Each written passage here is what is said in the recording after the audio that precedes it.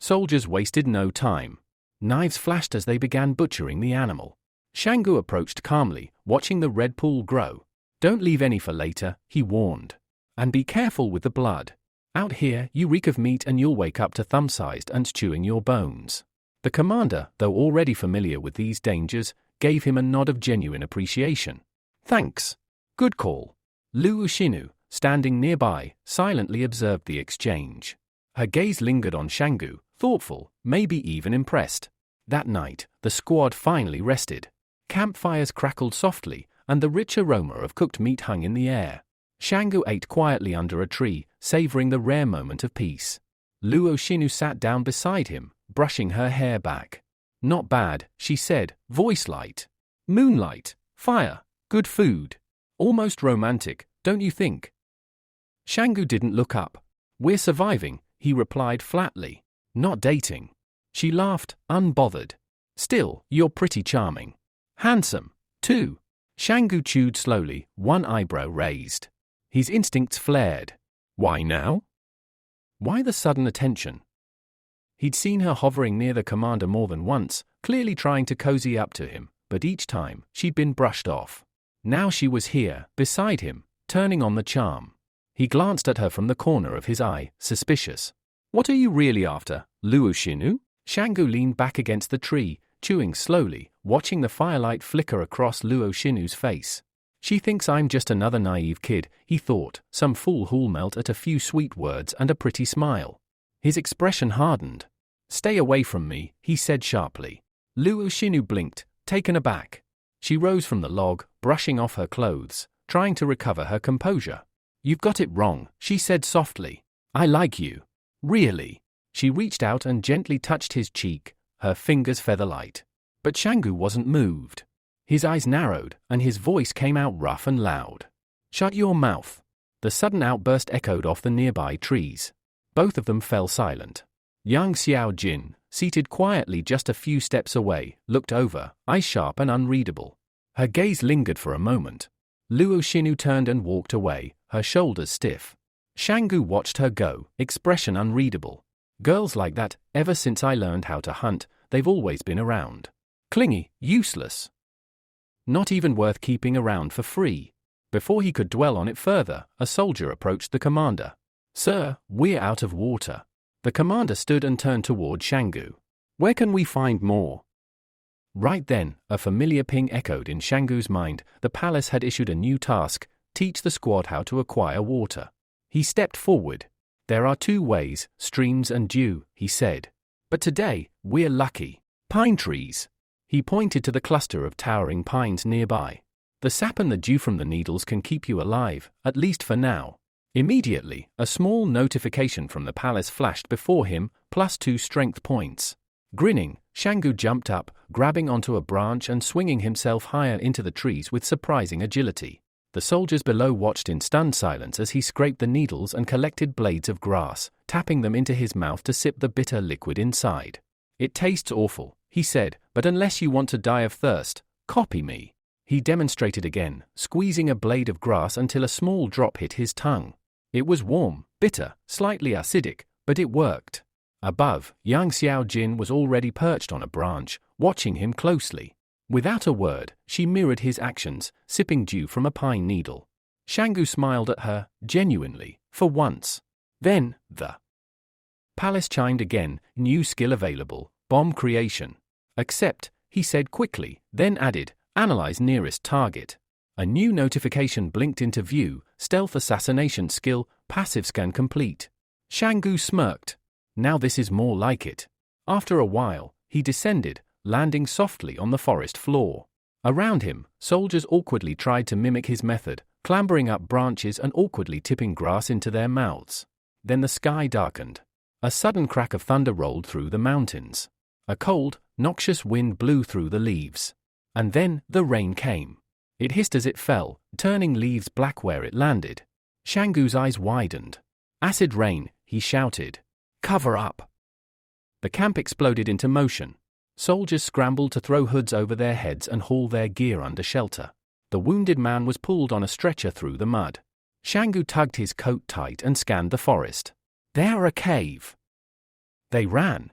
The first drops were already sizzling against exposed skin, leaving faint red welts. By the time they reached the cave, the downpour had turned the forest into a toxic curtain. Inside, soldiers lit torches and scattered candles across the stone walls. The air was damp, the firelight trembling. As one man lifted his torch higher to scan the walls, his breath caught. "Commander," he said slowly, stepping forward. "There's something written here." The flames flickered across an old inscription, carved into the stone, faint, ancient, almost glowing. And suddenly, the cave wasn't just a refuge. It was a relic. And it was hiding something. The flickering flame illuminated an eerie inscription, carved deep into the stone. The letters were old, worn, yet somehow fresh. Like they'd been burned in, not chiseled. The words read, "I saw them. Dark figures in the trees." Then we all disappeared. Silence settled over the soldiers like a blanket of ash. Outside, a red lightning bolt cracked the sky, the thunder so close it shook dust from the cave ceiling. No one spoke at first. Who the hell could have carved that? One soldier muttered. The commander stepped closer, frowning. The 112th wall. Maybe someone from their unit hid here before they vanished. Left a message. A warning. Nearby, Shangu turned toward Yang Xiao Jin, curiosity burning behind his eyes. "You mentioned a satellite phone earlier," he asked. "Do we have one?" She shook her head. "Not this time. After the disaster, we captured a few satellites, kept communications going between the walls. But for this mission? They didn't give us anything." Shangu frowned. "That's insane. They sent you all the way out here without a way to call for help." "Doesn't make sense to me either," she replied flatly. The commander turned, snapping out orders. "Set up patrol shifts. We don't know what's out there." Yang Xiao Jin stepped toward Shangu. "You take the first watch. I'll take the second," she said. "That way, we've always got each other's backs." He hesitated, watching her closely. There was something about this girl, too calm, too confident, too deliberate. Still, he nodded slowly. "All right. I trust you." Yang Xiao Jin smiled faintly. "I'll go take a look around. You stay here." As she turned to leave, Luo Xinu suddenly stepped forward, her voice cutting through the quiet. "I'll go with her," she said, eyes fixed on Shangu. "Unlike some people, I actually understand how girls think." Shangu raised a brow but didn't respond. A moment later, the two women stepped into the toxic downpour, cloaked in protective gear. Acid rain hissed against their coverings as they vanished into the darkness. Nearby, two soldiers smirked. "Would be a real shame if those two girls just didn't come back," one whispered. Minutes passed. Then more. The storm raged on outside, and the soldiers grew restless. Finally, the girls returned, peeling back their hoods and shaking off droplets. "Nothing unusual," Yang Xiao Jin reported calmly. The tension in the cave eased slightly, until a few soldiers got up, asking to step out to relieve themselves. "Make it quick," the commander warned. "Stay within sight." Back near the rock wall, Shangu sat, watching everything quietly. His eyes narrowed as he thought about Yang Xiao Jin.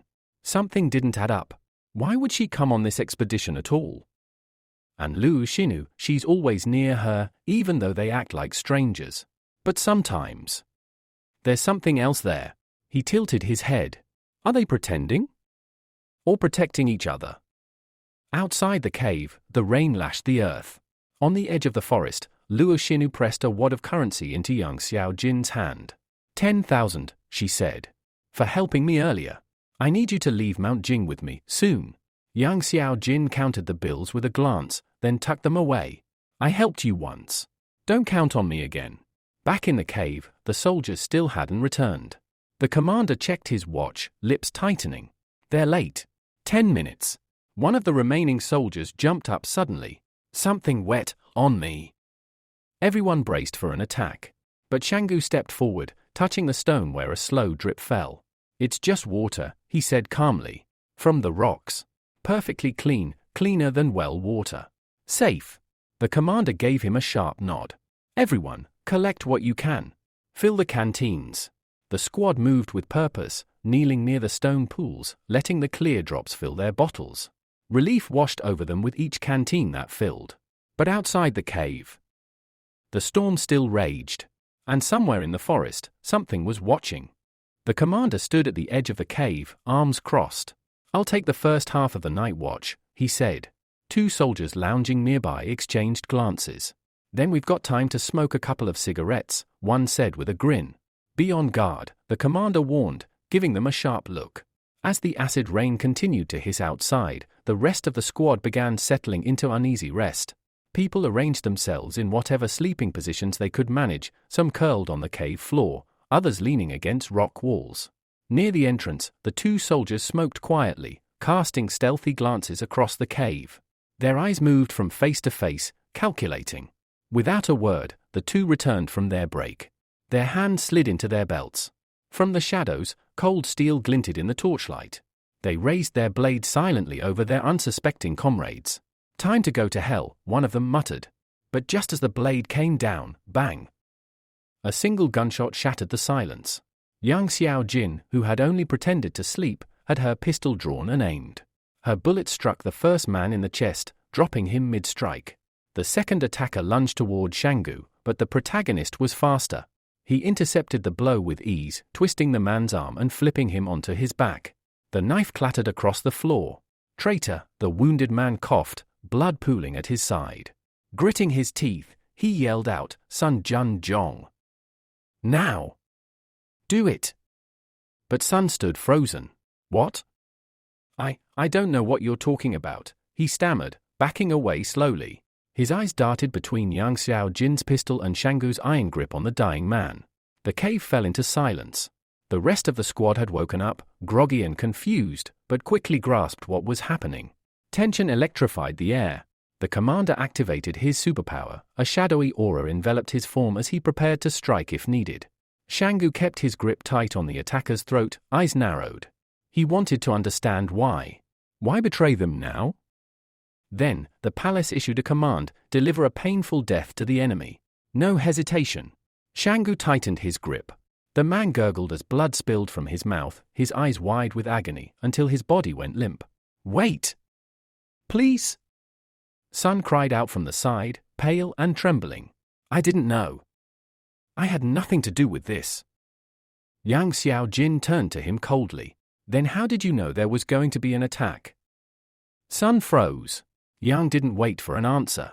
She raised her pistol. Bang! The bullet punched clean through his forehead. His body hit the ground with a thud, eyes still open in disbelief. She lowered the gun without a word. Concealing a crime, she said flatly, makes you just as guilty. The cave was deathly quiet once more. The flickering flames danced over the corpses of two traitors. In that moment, the palace rewarded Shangu again, this time with a master-level skill copy scroll. The commander slowly released his superpower, the ominous shadow around him vanishing. Breathing heavily, he turned back toward Shangu. The palace offered a new prompt, study the commander's superpower. Shangu agreed. In the blink of an eye, he stood once more in the palace realm. A red haze curled around him, heavy and suffocating. From behind, something emerged, a copy of himself, formed from twisting black and red smoke. It hovered, watching him, mirroring him. Curious, Shangu issued a mental command. Attack! The smoke shadow obeyed, taking flight in a sudden burst. It darted toward him, fast and fluid. Shangu moved to intercept, a brutal battle beginning as fists clashed with darkness. Each blow was precise, calculated.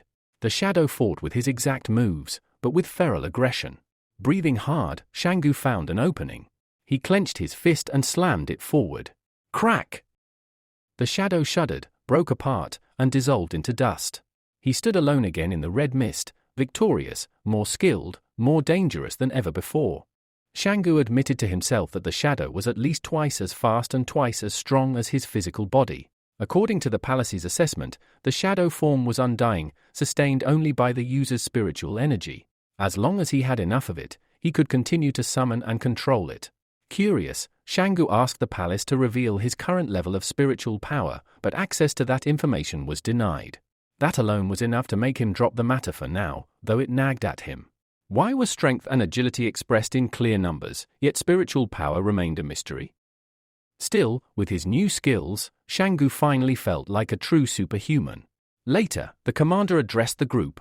He acknowledged that the ambushers had brought their deaths upon themselves. However, he firmly believed Sun Jun Jiang wasn't involved and didn't deserve to die. Then, as if shrugging off the weight of moral judgment, he added, but out here, in this wilderness, there's no such thing as right or wrong. Shangu watched him go, still tense from the night's events despite his fatigue. A girl nearby turned to the boy next to her and asked if he'd been pretending to sleep. Shangu answered coolly, confirming her suspicion. He had long since developed the habit of staying alert, even in slumber. With a small smirk, he moved away. Eventually, dawn broke, and with it, the acidic rain ceased. Shangu walked toward the bodies of the 3 dead attackers. It struck him as odd, these corpses had been lying out all night untouched, while another body, killed earlier in the forest, had vanished without a trace. The inconsistency unsettled him. Still, the journey had to continue. The commander rallied the group. Though they had no idea what awaited them next, they needed to find a safe location to set up camp before nightfall. He grimly noted that the 2 soldiers who'd gone out to relieve themselves at dawn had yet to return. He assumed the worst. One wounded man, who had been resting quietly, now attempted to stand. He called for help, but Shangu stepped forward. Without hesitation, he tore the bandages off the soldier's torso. The man flinched, startled. "Your wounds are healed," Shangu said flatly. "You can walk." A quick check confirmed it, the injuries had disappeared.